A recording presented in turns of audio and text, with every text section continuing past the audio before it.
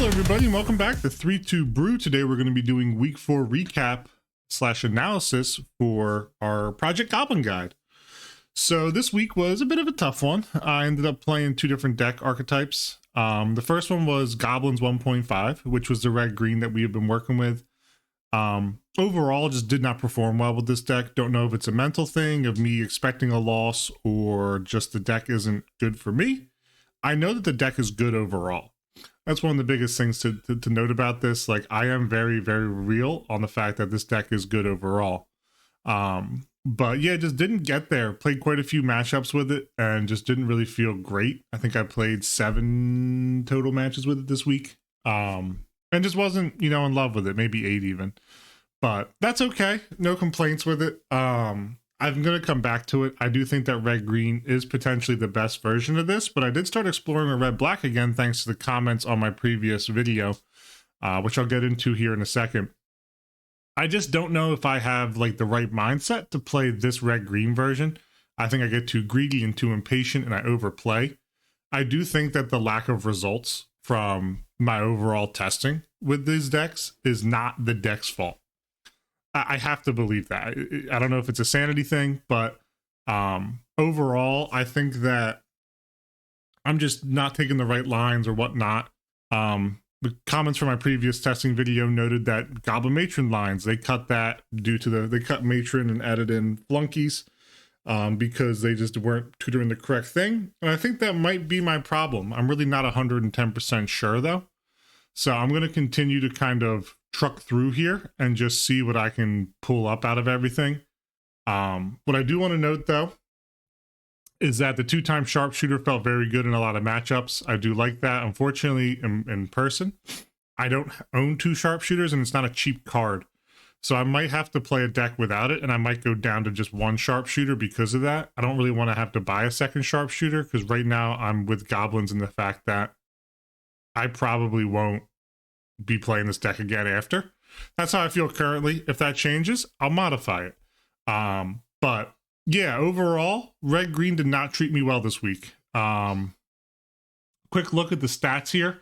1.5 had a 38.46% win rate, which is the second lowest to only 1.1, which was our Ancient Tomb variant. So overall, if I go over here, we'll come back to the weak stats. Let me zoom in a little bit for everybody too.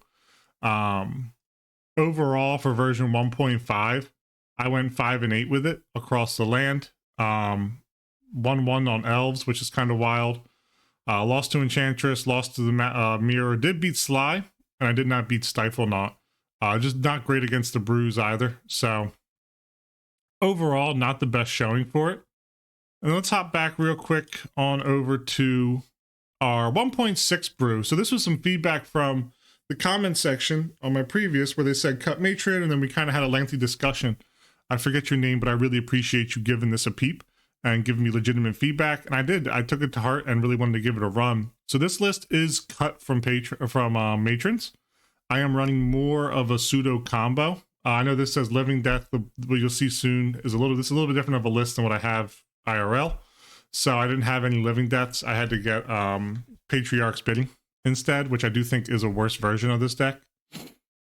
Or worse version of Living Death, but it's all I could find in short turn. I didn't own any Living Death. So this one is running 3 Mog Flunkies and 2 Prospectors with a single Sharpshooter in the main board. Should probably be a second Sharpshooter and 1 less Mog Flunkies maybe, just because of the way that you want this deck to operate.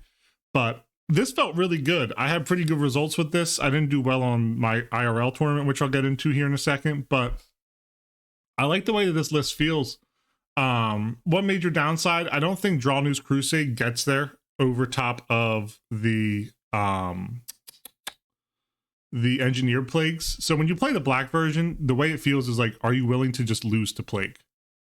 And black runs around quite a bit IRL. Like in my personal opinion, I see a lot of black decks. Both decks I faced this past weekend were black in paper. So Crusade's sweet. It's a sick card. It has some implications of making them black and what have you.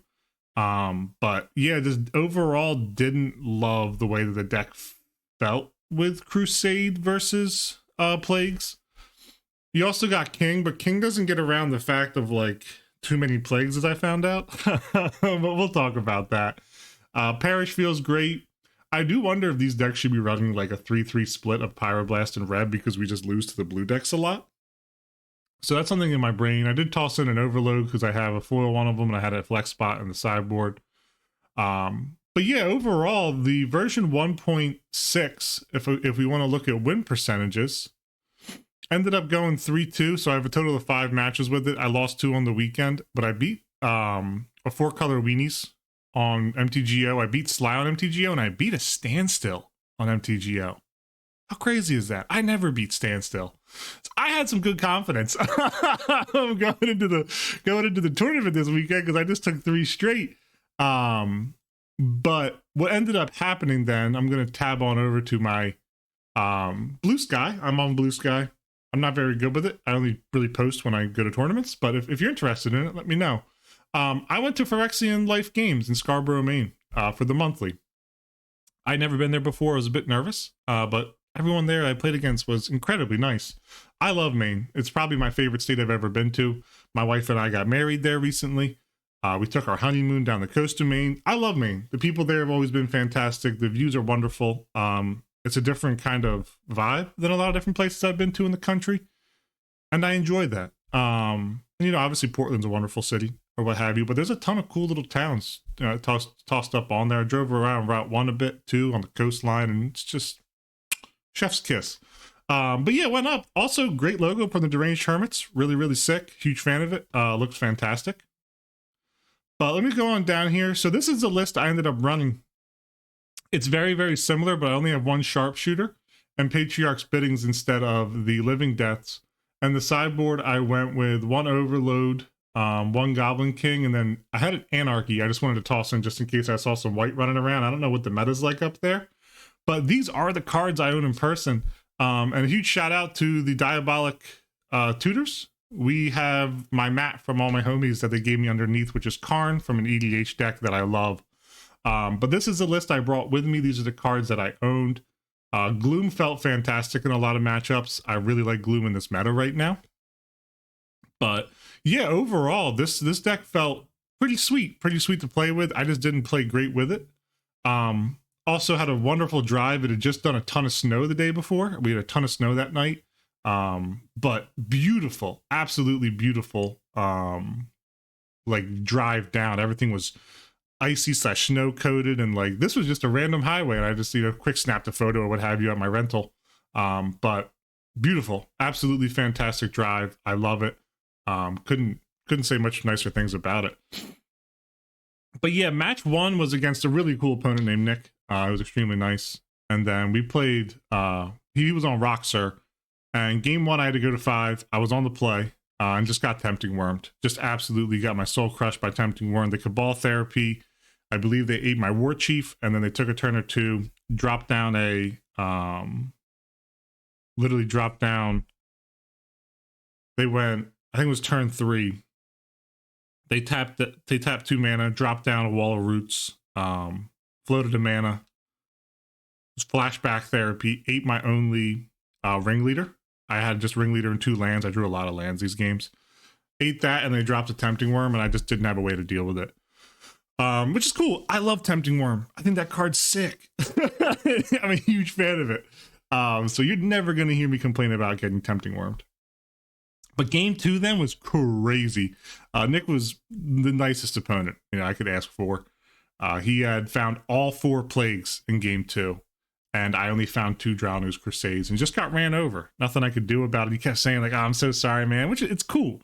I got no qualms. I will say I did rag on him. He had 4 total plagues, but only 3 of them were the original Urza's art, which is my favorite. So I did let him know you got to get that matching set. But yeah, Rockster's sick. I love Rockster. I haven't picked it up yet. It looks fantastic. I know there's a lot of hype around it, rightfully so right now. So big fan of that. And then match number 2 here was against another awesome opponent, I believe named Brendan. I lost 0-2, and this was entirely my fault. Game 1, I just got picked apart and beat down by the Angels that they had for Dead Guy Ale.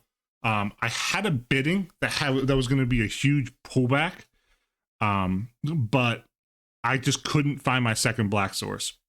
classic, classic 3-2 brew playing a dual color deck. Yeah, I just couldn't get anything out. Just got discarded to a hippie. Sadly, nothing I could do about it. And then game two, my stupidity just kicked in. Literally was just thinking about getting beat down by angels, completely disregarded the black side of their deck, just complete mental misstep. And forgot to bring in my crusades and just got locked out by 2 plagues. All my opponents find the plagues, which is cool. I like plagues. I'm never really that mad about it. But yeah, mental misstep on myself. Match 3 was a bye, sadly. Someone dropped because they weren't feeling well and they O2'd, so they left and I called a bye, so I had to sit around. And then match 4, I forgot to post. I posted once I got back. It was a drop win. Someone on Stasis had left, thank God. In all honesty, I didn't want to play Stasis my last match. So my overall was a 1-2-1 without an earned win, sadly. I did get to play. I didn't log it because it was a bit more for fun and I wasn't taking it as serious as I guess I would. I don't know. I probably should log it, but it was Bant Aloran I played against. An opponent named John, who I'd actually met online and talked to about, and extremely nice guy. I couldn't ask for a nicer dude to sit down and like play through a couple games. We swapped decks and everything. He got to play goblins. So shout out to John, dude. Appreciate you sitting there talking to me and like chatting and everything. I hope to see you again here some of these other monthlies. But I really appreciate it, man. But yeah, we just played some. I didn't play great. Got to play Bant Aloran, which was fun though. I never played Aloran, so that was a really, really cool deck to try and navigate. Had a lot of fun just like picking through lines and talking about it and discussing it. He's got a really sick food chain deck that I've taken a peek at and I've considered tossing up on the channel here at some point. But yeah, just didn't play my best. A lot, to be entirely transparent, a lot of these times I go to monthlies isn't really to win. It's more to meet people because I don't, sadly enough, don't have a lot of people I know up here. So I just want to go and talk to people and chat and, hopefully, make some connections or what have you. But it was fun. For Axiom Life Games, it was a really cool store. They had a ton of really cool product. I just liked the vibe that they have. I've always liked the vibe. Right next to a Gobbos. So you got, fantastic bathrooms right around the corner if that's a worry for you as well. So yeah, overall, 1.6 goblins just didn't do me too well. If we want to take a look at the entirety of the week, then we went 46% win rate, positive on the brew, which is a rare occurrence, split on elves, which we should be dominating elves. That's a bit on my end. Lost to Ale once. Enchantress we dropped to. Enchantress is a crazy deck. I love that deck. Beat Sly, beat Standstill, lost to Naut, lost to Rock. So there's a lot of action we got to increase on. Our Rock win percentage is just pathetic. If you want to look at Duress Crew's data split, Rock, sir, just Rock in general, we have a 53% win chance, and we are at 33% win rate currently. We are exactly on par with Black-White Control, which is pretty cool. And Red-Green Oath, we only have 1. Some of these are very small sample sizes, but we've played against the Rock quite a bit, and we cannot beat it. So yeah, we have a really high win percentage against Stasis, and I dropped against it as well. So I don't know. We're supposed to win against Enchantress too. I don't know what I'm doing wrong. I'm doing something wrong. I just don't know what it is. Same with Sly. Like, this is what I'm talking about. When I look at these win percentages versus my win percentage, I'm just not driving this deck correctly. I want to talk about that as well. I think a lot of my losses come from definitely misplays and missed lines, but also just a mental negative. Like a negative mental state. Sorry. It's just, I don't feel like when I pick this deck up, I can win. And I think I really need to try and swap that around before we come to the monthly, quarterly. Because it's just, I don't want to toy around with it too much, but I really, really, really need to kind of lock in and get my stuff in order. So I'm going to try and set up something, just be more positive, go into everything. I'm probably going to run back the next league with it as well. So I apologize if people don't want to see more Goblin content. I want to get my reps in under some pressure and try and take it as serious as possible. So I'm going to retune version 1.5 probably. I like the black version, but just Drawnu's Crusade does not get past Engineer Plague like I need it to. And that's the biggest issue. I really like Tranquil Domain. I'm probably going to drop a Sharpshooter out the main here, slot in a Goblin King, and I'll probably leave the 3-time Crypt. But I think what I'll end up doing is I'll go up a Reb. I don't know what I'm going to do. I don't own a Call of the Claw either. It's a very good card. I just don't know. I think Goblin King might go in the main, and we add a Color of the Claw. Part of me really wants another one of these. I feel like 4 isn't enough. Maybe I drop a Pyrokinesis. I don't know. I really don't know. I got to look at it and try and figure it out. But I'm going to do some toying around with it and see what I can do. I do like Color of the Claw. I wouldn't mind 2 of them, and then dropping a Pyrokinesis for an additional blast, because I like the blast art more than I like the red art. I have a Pyroblast, Hydroblast dual playmat that I love. I got it off one of the Kickstarters. It's fantastic.